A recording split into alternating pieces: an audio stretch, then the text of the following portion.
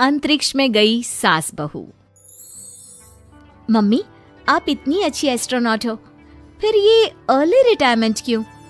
क्योंकि बचपन से मेरा बस एक ही सपना था, जिसके लिए मैंने लाइफ में बहुत कुछ खोया और छोड़ा। लेकिन अब इस अर्ली रिटायरमेंट के जरिए मैं बस तुम दोनों के साथ और पास रहकर बिना किसी हड़बड़ी के जिंदगी जीना चाहती हूँ। सास की बात सुनकर काजल मुस्कुराकर चली जाती है। उसी शाम ऑफिस से घर वापस आकर अजय अपनी मम्मी के पास बैठता है। मम्मी, क्या हमारी स्पेस ऑर्गेनाइजेशन कोई नया स्पेस मिशन प्लान कर रही है? क्या मिशन है, बताओ ना मम्मी। हे भगवान, शरीर इतना बड़ा हो गया लेकिन दिमाग आज भी बच्चों से गया गुजरा है। घर में आया नहीं कि सवाल शुरू। तो तुम जवाब दे दो ना। मैं क्या जवाब दूं? जैसे तुझे मेरे रिटायरमेंट के बारे में पता ही नहीं। इतने समय से तूने मुझे ऑफिस जाते हुए देखा क्या? फिर मुझे कैसे पता होगा? जा, तेरी पत्नी से पूछ, वो रोज ऑफिस जाती है। माँ की बात पर अजय आवाज लगाकर काजल को बुलाकर वही सवाल उससे भी पूछता है, पर काजल उसका कोई जवाब नहीं देती। और बोलो पत्नी से पूछने के लिए, मैडम जवाब ही नहीं दे रही। सवाल जायज हो तो जवाब मिलेगा ना, तुम्हें अच्छे से पता है। कॉन्फिडेंशियलिटी रूल्स के चलते हम किसी से भी ऑर्गेनाइजेशन और मिशन से रिलेटेड कोई बात नहीं कर सकते। वो तो पता है, लेकिन मुझसे भी छुपाने का मतलब समझ में नहीं आया।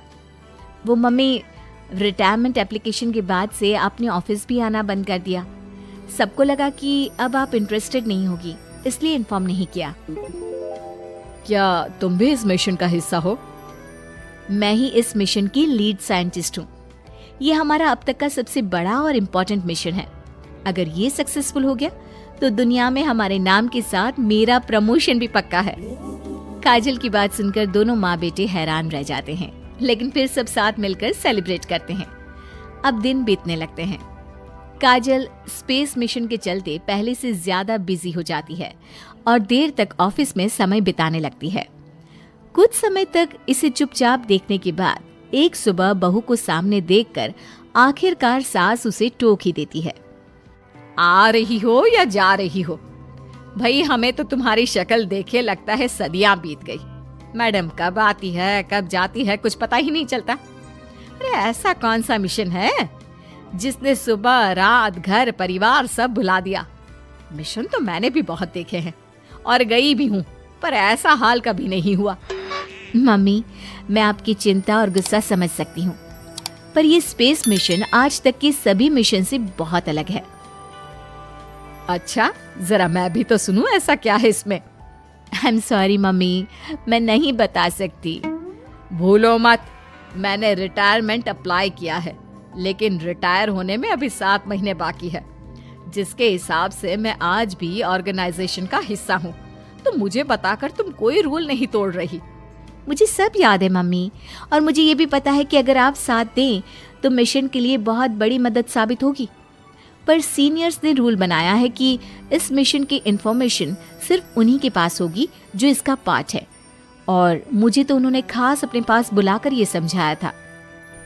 बहू की बात सुनकर सास सोच में पड़ जाती है और अगले दिन खुद भी ऑफिस पहुंच जाती है। ओहो, क्या बात है मैडम, रिटायरमेंट के एप्लीकेशन के बाद तो आपने दर्शन देने भी बंद कर दिए। अरे सर, अगर ईद का चांद रोज निकला करता तो क्या उसका स्वागत इतने जश्न से होता? इस पर सीनियर भी हंसने लगते हैं और दोनों कैबिन में जाकर बैठ जाते हैं, जहां सास बातों बातों में नए स्पेस मिशन के बारे में पूछती हैं। वो उन्हें मिशन के बारे में सब कुछ बताकर तुरंत एक इमरजेंसी मीटिंग बुला लेते हैं, जिसमें साइंटिस्ट की टीम और काजल के साथ एस्ट्रोनॉट्स की पूरी टीम भी होती है। तो ये है हमारी टीम, जो सब कुछ भूल कर दिन रात इसी मिशन पर काम कर रही है। अगर आप भी हमें ज्वाइन कर ले तो सोने पर सुहागा हो जाएगा। अगर आप मुझे टीम में चाहते थे तो पहले कांटेक्ट क्यों नहीं किया? आपने स्पेस में ना जाने के फैसले के साथ डेस्क जॉब का भी इनकार कर दिया और अर्ली रिटायरमेंट के लिए अप्लाई कर दिया, और फिर पिछले 1 महीने में किसी के साथ कोई कांटेक्ट भी नहीं हुआ। इसलिए हमने सोचा शायद अब आप ब्रेक लेकर इस सब से दूर रहना चाहती हो। और इसीलिए किसी ने आपको परेशान करना सही नहीं समझा। बात तो आपकी सही है, फिर भी एक सुझाव देना चाहूंगी। ये जो आप कर रहे हो ना, ये मिशन नहीं, साफ सुसाइड है। एक साथ इतने सारे लोगों को स्पेस में 6 महीने रहने के लिए भेजना आसान काम नहीं है। और ये बात मुझे आपको समझाने की जरूरत नहीं होनी चाहिए। हमें सारे कॉन्सिक्वेंसेस, स्पेस नेचर, मिशन की मुश्किल सबका पता है, और ऐसा करने वाले हम पहले नहीं हैं। इसलिए ये भी साबित है कि काम हो सकता है।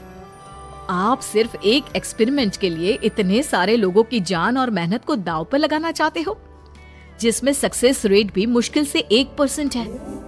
बहुत देर तक इन्हीं सब बातों पर बहस चलने और काजल की सास उर्फ ऑर्गेनाइजेशन की सबसे एक्सपीरियंस्ड एस्ट्रोनॉट को बहुत देर समझाने के बाद भी जब वो राजी नहीं होती, तो ऑर्गेनाइजेशन के सीनियर्स को उन्हें घर वापस भेजना पड़ता है। लेकिन उसी के बाद से न चाहते हुए भी सास मिशन के बारे में सोचना बंद नहीं कर पाती। इसी तरह 1 हफ्ता बीत जाता है। माँ, जब घर में बैठकर भी मिशन के बारे में ही सोचना है, तो इससे अच्छा है कि वहां जाकर इस सोच के जरिए उनकी मदद ही कर दो। उन्हें ऑफिस में नहीं, स्पेस में जाने के लिए मेरी जरूरत है। वो चाहते हैं कि मैं हेड एस्ट्रोनॉट बनकर बाकी सबके साथ स्पेस में जाऊं। वाओ, रिटायरमेंट से पहले आखिरी असाइनमेंट की तरह इससे अच्छा और क्या हो सकता है माँ? आपको हाँ बोल देना चाहिए। उस टीम में एक मेंबर काजल भी है। अगर हम दोनों ही चले जाएंगे तो तुम अकेले कैसे रहोगे? वहां से जिंदा वापस आने की कोई गारंटी नहीं बेटा। अब भी हमें भेजना चाहते हो क्या? जिस दिन से आपको पहली बार स्पेस में जाते देखा है, तभी से ये डर और पॉजिटिविटी दोनों साथ लेकर जीना सीख गया हूं। आप जाओ माँ, मुझे पूरा भरोसा है आप दोनों वापस भी आओगे और देश के साथ मेरा नाम भी रोशन करोगे।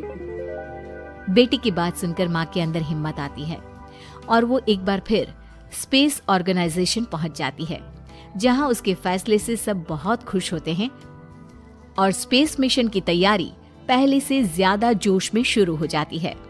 कुछ ही समय बाद दोनों सास बहू स्पेस में पहुंच जाती हैं।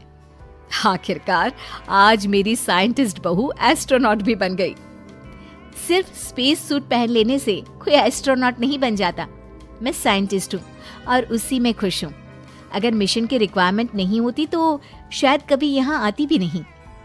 इसी तरह दिन पर दिन स्पेस की अनेक मुश्किलें और दिक्कत सहते हुए देखते ही देखते 6 महीने बीत जाते हैं और नामुमकिन को मुमकिन करके दिखाते हुए सब सही सलामत अर्थ पर वापस आ जाते हैं, जिसके बाद से दुनिया भर में ये मिशन सास बहू की अंतरिक्ष यात्रा के नाम से मशहूर हो जाता है।